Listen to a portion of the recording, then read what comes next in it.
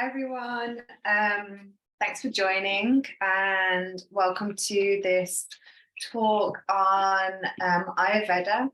And it's not just a simple talk about what is Ayurveda and introducing the practice to you, but also we're going to look at how to use the lens of Ayurveda to awaken the inner healer within you, that ability to tap into that part that knows what's the right decision, the right choice, and the wisdom that's already within you. So before we dive in, I want us to just take a pause together. So feel comfortable to, moment just to close the eyes. Relax the shoulders, relax the jaw. Let wherever you are, be comfortable.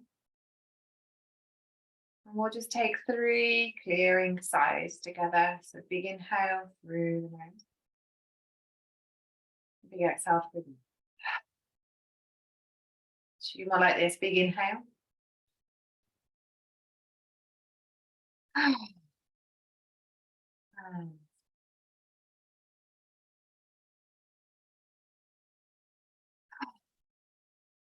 Really nice.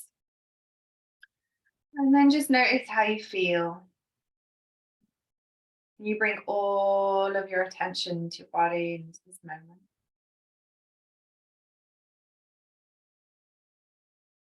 And then we'll begin to rub the hands. We're going to do a little visual reset. So we're rubbing the hands, making the palms nice and warm. And then just using your palm, gently cup over the eye socket, sealing in the darkness. Take a moment here, steady breath. And then slowly, as we take the hands away, maybe just about a centimeter, an inch away, we'll begin to blink the eyes. And then as we keep the eyes open, slowly take the hands away even further until you can focus looking at the palms. And as you look at the palms, I want you to really bring in the attention, the thought, the idea that you already have the power within your hands, the power to make decisions, the power to tap into yourself, tap into the moment. And then we'll welcome you back to moment. Good. So now we've taken a pause together. We've brought all of our attention into the space. Let's dive in. So usually when people approach me, when they ask me a question about Ayurveda or anything else about it, the first stumbling block is the pronunciation, and it really can hold people back from asking or inquiring about it. So we'll begin with the pronunciation. There's 4 syllables. I as in eyeball, your as in your stuff, and then they is really emphasized, and then that at the end is like a forceful D but a really soft A. So I, your, they, that. I, your, they, that. Okay, good. You can practice a few times. Ayurveda, Ayurveda. Good. Now we've got that out of the way. What is this wonderful word? So it's a healing modality that originates from ancient India, and it's really a way of life. It's not just a medicine system. It's not just preventative medicine. It's not just self-care. It's not just for curing imbalances and mitigating life's challenges. It's really a whole encompassing way of life. It's really a sister science of yoga and tantra, and they all originate from what is considered the oldest text in the world, the Vedas. So, you know, a lot of people dive into yoga and really enjoy it. A lot of people are interested and dive into tantra and really enjoy it. But the missing key aspect and practice, bringing it all together, is Ayurveda. So yoga, you might know, means to yoke, which translates as union, so to join and bring things together. Tantra means to expand or to weave. So we can think of expanding into human experiences, the full spectrum, or weaving in all of the experiences. And then Ayurveda translates as the science of life. And the science of life gives us a system to bring us back to balance and harmony within our mind, body, and spirit. So if you think about practicing yoga and tantra without Ayurveda, you might be practicing yoga and joining union with imbalances, which are potentially spreading your imbalances out into the world. And then if you're practicing tantra without addressing your imbalances, you are expanding the imbalances that you have potentially.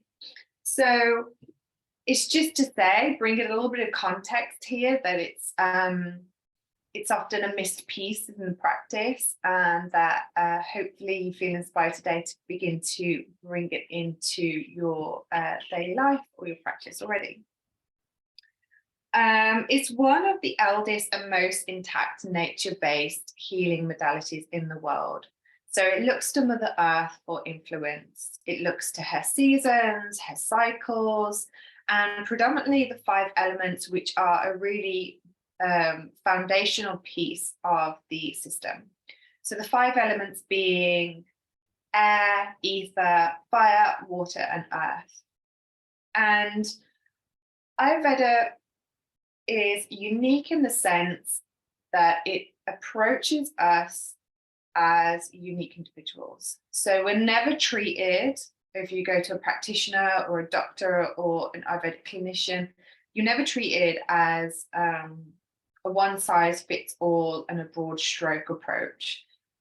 For example, if you were to go to the GP here and 2 people go with the same symptom, the likelihood is both of those people will get the same prescription.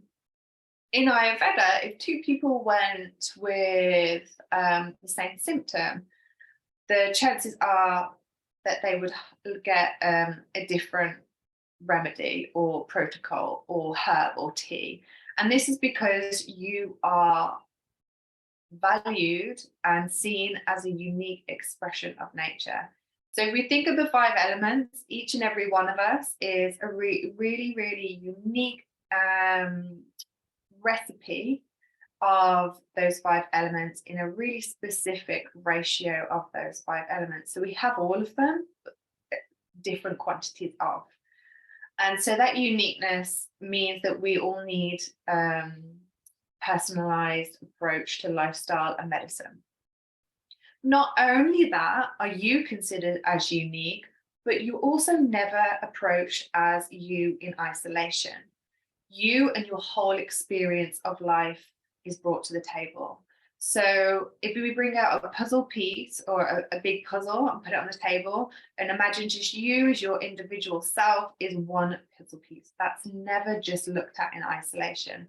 We get out the whole puzzle and we look at perhaps where you were born, what season it is, where you're currently living, your relationships, what you do for work, what is your family story, what are you currently eating at the moment, and all these little bits that bring in the full spectrum experience of you is looked at, and then we begin to create a healthcare plan or protocol plan or self-care practices, diet, herbs, routines, and all the wonderful tools and gifts that Ayurveda give you. Something else that's really unique about Ayurveda is the definition of health. So in the West, you might already have heard of this definition of health. It is the absence of disease, and that's it. It's not very life affirming. It's not very promising. It's not saying, a definition of health as being happy and radiant. It's just the absence of disease. Whereas in Ayurveda, to quote Dr. Frowley, the definition, or one of the definitions, is proper alignment of inner self connected to universal prana. Prana being energy. So connected to inner self, you feel aligned, you're connected, you're centered, you feel good. And then connected to the energy, connected to world, to life itself, and having that good flow of energy coming in. So that's way more life affirming, wouldn't you agree? So a life affirming that Ayurveda really believes that it's everyone's birthright to experience life's gifts, whatever those experiences are on being human on planet Earth. So we can think of the more physical gifts like good digestion, good immune system, glowing skin, sleeping well, being able to relax, being able to get up in the morning full of energy, and all these good things that keep us feeling vital, full of energy, healthy, happy. But also we can think of like the more subtle realm of being able to digest our emotional life, having healthy, functional, supportive relationships around us, our relationship to work being life affirming and feeling purposeful, and our connection to something bigger than us. So whether you want to call that the divine, whether you want to call that nature, the universe, but just feeling being a part of something.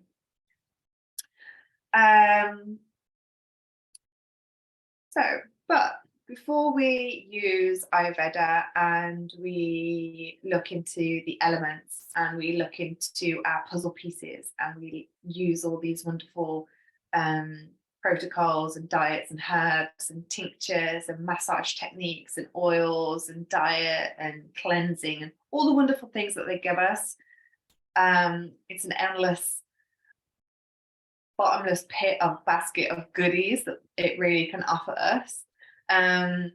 But before we can dive into that basket, there are 3 things that are so key for us to take on first.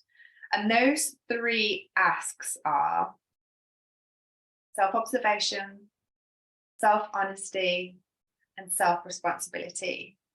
So let's break those apart a little bit. They seem obvious, but we'll just go into them for a moment. Self-observation is the power to know where your attention is, bringing it into your body and observing yourself in the moment. And it really is a forgotten skill or a lost skill for many of us that we have to willingly try and train every day. And there's even research to say that the attention is dwindling and disappearing from the adult population and probably the next generation as well. Some research I read, 2015, the average attention span of an adult was 8.25 seconds. Now, that's a little bit of a shocker. And if anyone out there knows the attention span of a goldfish, 9 seconds. So that's, it's a wake-up call, right? That we need to harness our attention, bring it back in, and not let us get pulled and distracted and tugged at and, in all these different directions. Once we have the ability to self-observe, we can then need to be honest. What's going on? Are we brushing something off that shouldn't be brushed off? Are we exaggerating something that is something little? Self-honesty is hard. Practice of satya in yoga, truthfulness, honesty. And it's a discipline that's brought into the yoga text because it's something that needs practice again. It's not something that often comes natural and second nature, unfortunately. And oftentimes it's getting really nitty gritty with the truth. And sometimes the truth is what we are doing every day that seems really little and insignificant might be what's contributing to our biggest imbalance, for example. And then self-responsibility. This isn't to say that it's your fault and you're to blame for anything that happens, but it is to say that you now have a responsibility to make a choice. You observe, you're honest, and then you can see what's going on with the picture. And if you're going off course to what your vision is for optimum health and wellness, you can then course correct by making informed choices for yourself. So it's knowing that you have the power. Remember this mudra, we were looking into our palms when we started this talk. you've got this power and you can observe what is going on as you harness your awareness, and then you can make your informed decision. So before we go even further, I want us to practice that in real time. You can close your eyes again, or just bring a hand to your heart and let your gaze soften somewhere, relax the shoulders. And just notice how you're feeling. Are there any physical sensations? Bring your attention into you. Then be really honest. Dig a little deeper. And then taking the responsibility for you in this moment. Is there anything you can do to make yourself more comfortable? Attend to any needs or sensations that arose? How can you care for yourself right now? And perhaps it's press pause, the toilet. Perhaps it's take a drink, have a stretch. Perhaps it's have a big breath and a sigh, or anything else. Good. Okay, and then we'll continue. So we've had a really brief overview of Ayurveda. We know it's an ancient Indian healing system and way of life. We know it's a sister science of Tantra and Yoga. And we know about these three asks of self-observing, self-honesty, and self-responsibility. So now we know that, we can begin to trickle down into a little bit of the theory, the interesting stuff. Some of you may have heard of a dosha quiz. Usually this is everyone's first experience of Ayurveda. It's fun, it gives you a quick answer, and it kind of tantalizes that part of our human nature that wants to know, who am I? What's my identity? Give me more information. I want to know more about me.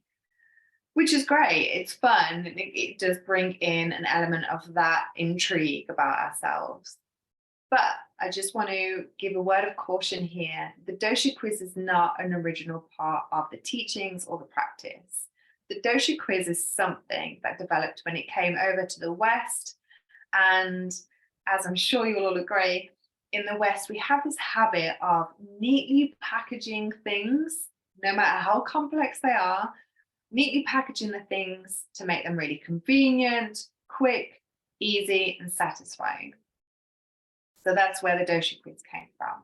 Take it with a pinch of salt, give it a go, have a bit of fun and a giggle with it, but don't identify with it too much or think that that is the full picture.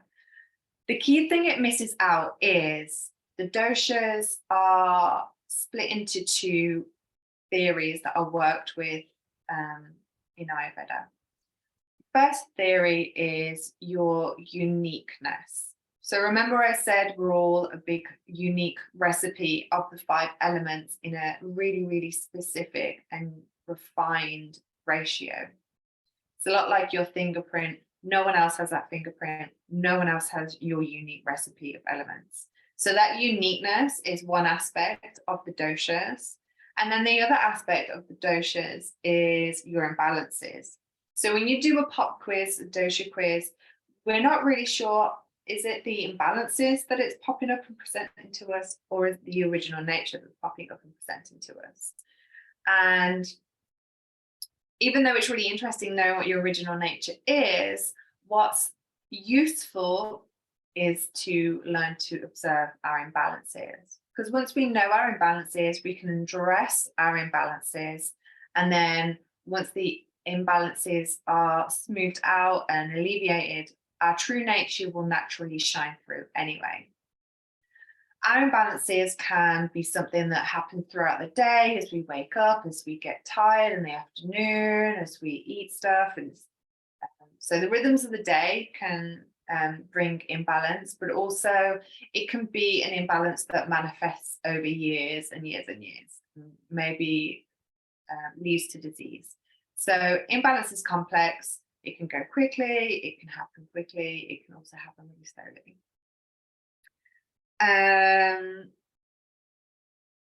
So I'm going to go through the three doshas. I'm going to give you an idea of what it is.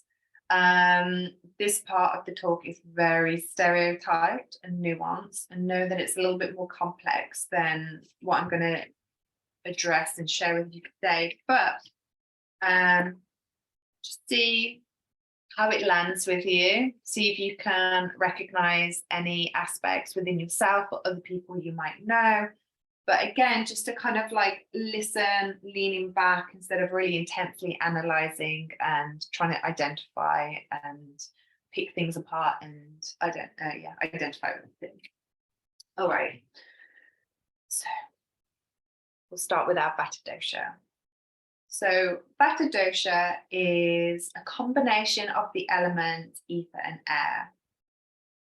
The quality of Vata dosha is dry, light, cold, rough, mobile, and clear. The physical features of Vata dosha, remember it's stereotype, narrow or pear-shaped body shape, really tall or really short, long limbs, little muscles that are hard to build, hypermobility, oval and narrow face with a big forehead, like 4 fingers and then a gap, small darting eyes that are usually green or hazel, thin lips, narrow nose, irregular nose shapes. There might be a little irregularity to the nose or any feature actually. And then the wrinkles that present for Vata dosha are the lines across the forehead, so the worry lines. We can do a little test with our hands and our palms. I'll just have a sip. Do you like my cat mug? So Vata dosha wrist is if we take our thumb and first finger together, go over the wrist, like so. You'll be able to bring your thumb over your finger like this. And some of these aspects, so your bone structure, for example, are indicators of what might be part of your original nature in predominance. And then the palm, a Vata palm would be a rectangle that is upright. And then the fingers are really long, like piano fingers, we might call them. The gifts of Vata dosha are, they are naturally sensitive people. So they are empathetic, they can really tap into their emotions easily. They tend to have a spiritual connection. They are creative, passionate, empathetic, very reflective and thoughtful. When out of balance, so when there's too much Vata in the system, mind, body, or spirit, it can show up as anxiety, worry, overthinking, forgetfulness, flaky, uncommitted, vivid dreams that tend to be fear-based, bloating and constipation, dry skin, cracked nails, just to name a few. And then the animal that I like to bring in to kind of symbolize the energy of Vata dosha is a hummingbird. So we can think of hummingbirds as these little delicate, tiny, beautiful birds, but they're really, really light and they're almost etheric, like a fairy, and they dart from place to place to place. So we think of Vata dosha, air and ether, these are the elements that are the most light and etheric, and they're moving a lot of the time. So this is why we get dryness, because there's lots of movement, it's very airy, and the thought patterns of being overwhelmed with thoughts, going really busy in the head, and maybe being in your thoughts more than your body. So pause, reflect. Does any of that feel relevant? Does any of it feel familiar? Or maybe you see it in other people. The next one is Pitta dosha. Pitta dosha is made up of the elements fire and water. The qualities of Pitta dosha is hot, sharp, light, liquid, spreading, and oily. The physical features of Pitta dosha are, we can think of very medium. So medium features, medium eyes, medium nose, medium lips, body structure, moderate build and tone. They find it quite easy to gain and lose weight. The skin can present with freckles, moles, and typically quite light sensitive. The wrinkle pattern here would be the intensity of a frown, like the wrinkle pattern between the eyes. Eye color pattern is blue. Lips might be a little bit more pink than other doshas. And what else have I missed? So the hand and the wrist test. The wrist, the thumb and the first finger perfectly touch now, like so. And then the hand, you can see it's quite, mine's a Pitta hand. I've got a lot of Pitta in my original pattern. So it's a square, and then the fingers are pretty much the same proportion to the palm. Yeah. The gifts of Pitta dosha are their natural born leaders. They have an ability to discern, make good decisions. They're motivated, they're passionate, they're focused, they're driven. Yeah. Out of balance though, they might be a bit too pushy and a bit too driven. Their standards might be a bit too high, and this can come into the realm of being judgmental or critical of themselves or others. They could edge into the realm of being bossy and jealous. And we can think of any hot emotions here because it's fire, right? Perfectionism, intensity, overly competitive. These people could experience burnout. They're working too hard. More physical symptoms would be acidity, acid reflux, heartburn, indigestion, fever, inflammation.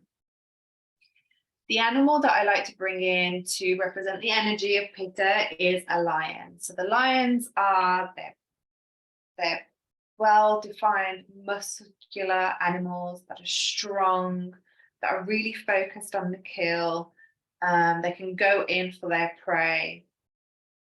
And at the same time, they can also defend, hold their ground, know when they need to protect their family and their pride. So pause and reflect. Do you feel like you can relate to any of that? Or maybe there's some aspects that you see in people that you know?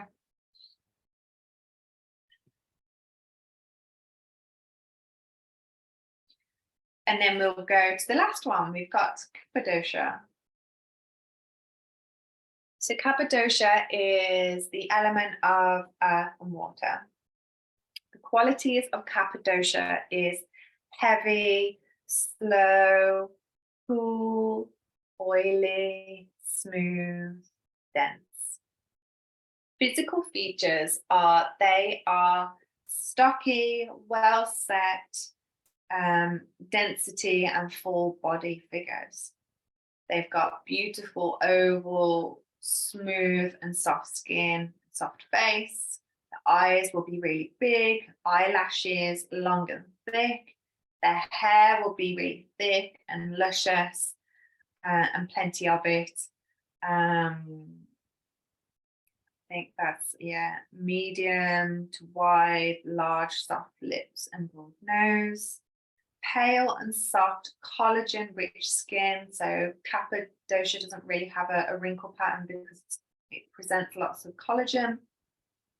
And then the hand for Kapha is a rectangle but going long ways, so horizontally, and then the fingers might be shorter than normal. And then something else we can consider for Cappadocia, this little squidgy bit in front of the thumb, the mound of Venus, is really plump.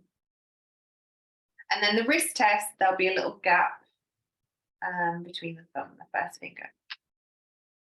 The gifts of Cappadocia are, they are reliable, they're loyal, grounded, they're loving, they're caring, they're stable, romantic. Out of balance can present as being overly attached, greedy, lethargic, unmotivated. They might hoard stuff. They could get down, depressed. Physically, they experience congestion, excess weight, swelling, stagnant limbs. The spirit animal here is an elephant, the spirit animal, the animal that embodies some of the energy of Cappadocia.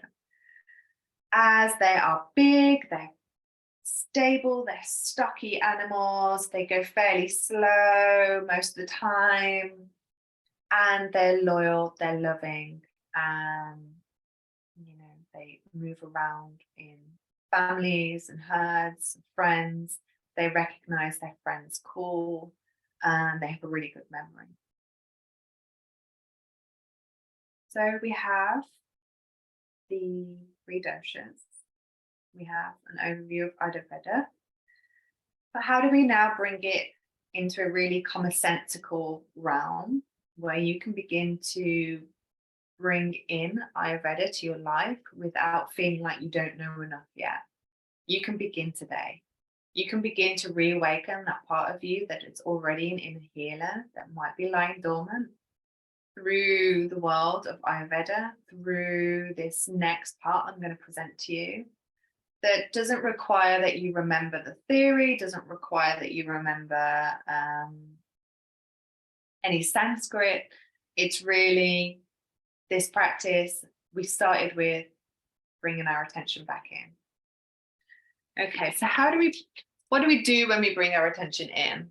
Well, we observe. But what are we observing for? We're observing for something called the 20 gunas. And the 20 gunas is simply the 20 qualities of life. And the 20 qualities are heavy, light, dull, sharp, cold, hot, oily, dry, smooth, rough, dense, liquid, soft, hard, static, mobile, gross, subtle, clear, and sticky.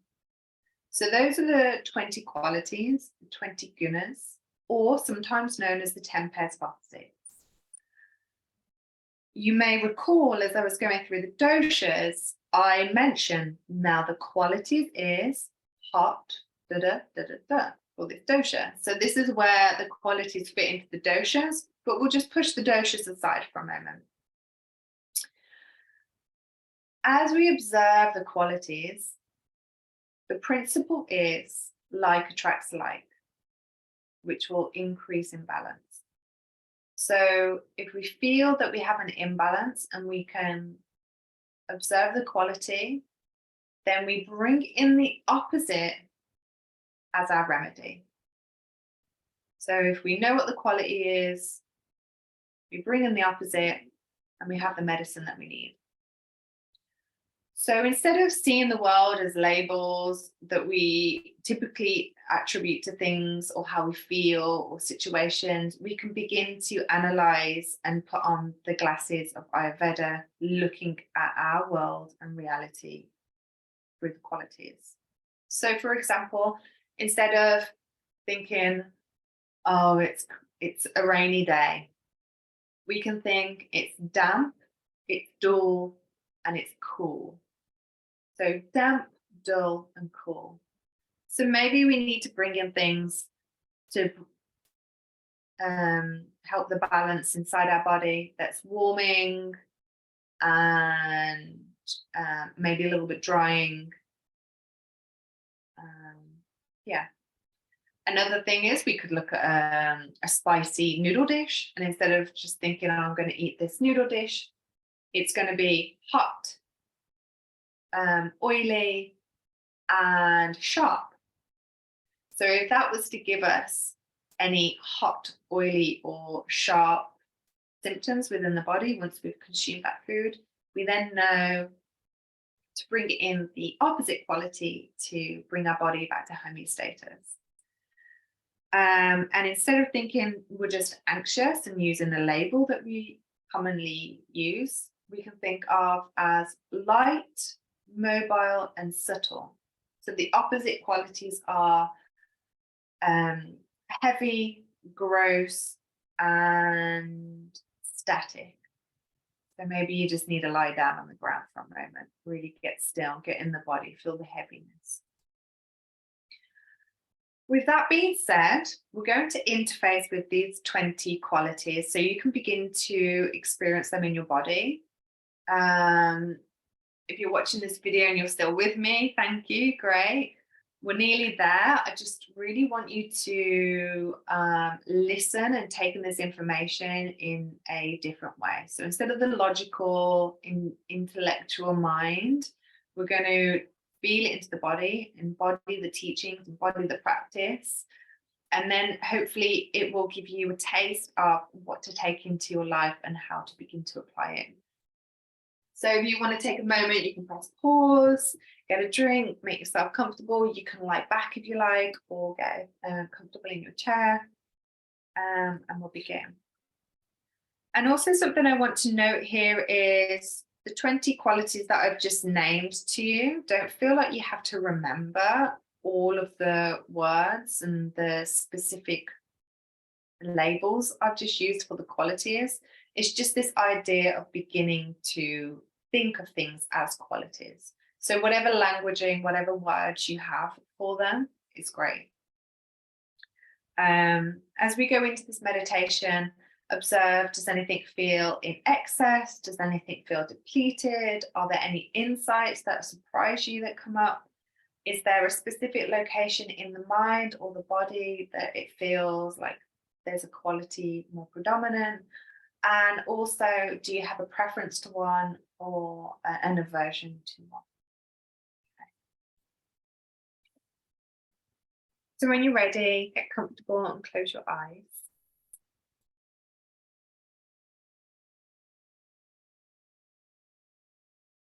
And know that there's no right or wrong way to experience this. Just let a sense of curiosity and openness come in.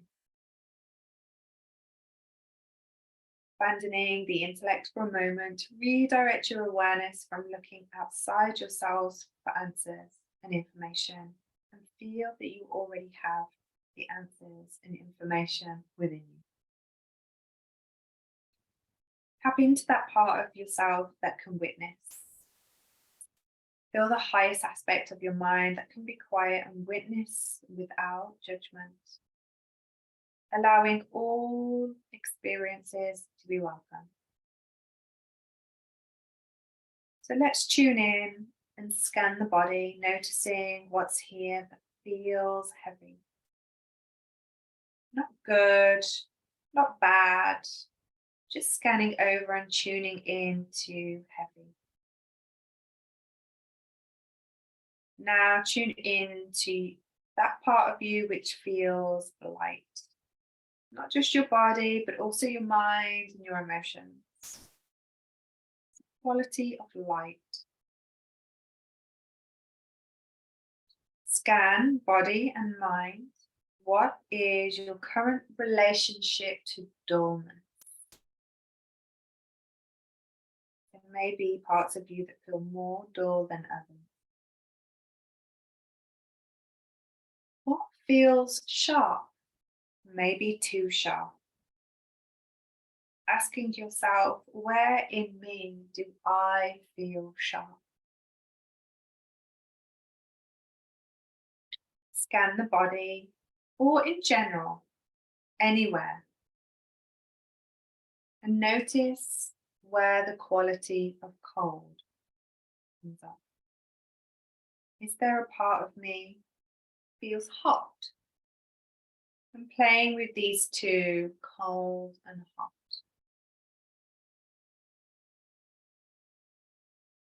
Notice your relationship to oily.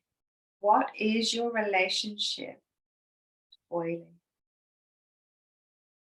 And then what is your relationship to dry? And again, playing with these two opposites, your relationship to oily and dry.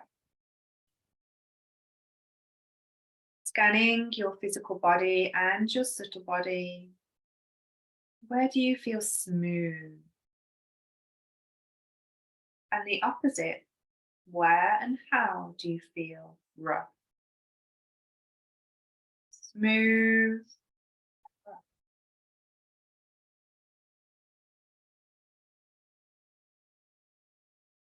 Scanning your being for density and liquidity. Play with these two experiences and notice, where are they?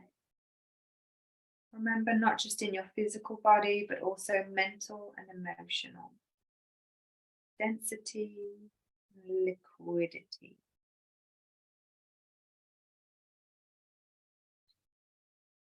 And are there places in your mind and body where you feel the quality of soft?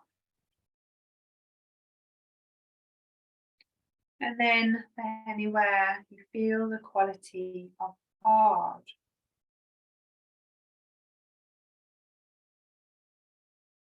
Notice the part of you that feels static, not moving. And feel the part of you that feels mobile, with movement.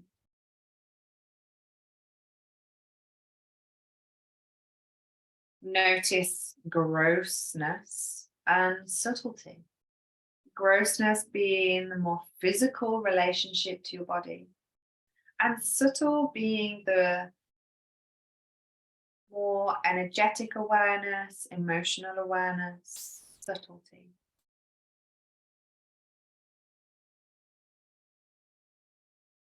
Connect to the part of you that feels clear and cleansing,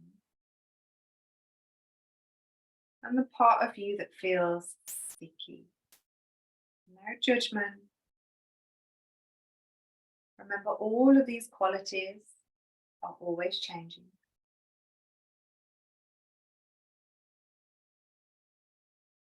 And then softly opening your eyes, coming back. And maybe for a moment, just jot down or reflect. Was anything revealed to you in that little experience of embodying the 20 gunas? Remember, you don't need to remember all the 20 gunas. You don't need to remember the languaging that I've just used for them. It's to begin to spark that part of you within you that can feel into what's going on, notice what's going on, pay attention to what's going on, and bring in the remedy. So what might be quite nice now is that you've done this little experience, something was revealed to you, maybe you learned something about yourself. Can you consider what would be your remedy here, or what would be supportive for you here in this moment? What opposite quality can you bring in? So we're going to leave it there today. Thank you so much for your attention. I really value your time and awareness as we began the talk. You know, our awareness is really precious. So I appreciate you listening to the bitter end. And feel free to get in touch if you've got any questions, or if you had any insights, or if you discovered something about your 20 gunas, your qualities, and you're not too sure what the opposite is and what the remedy might be.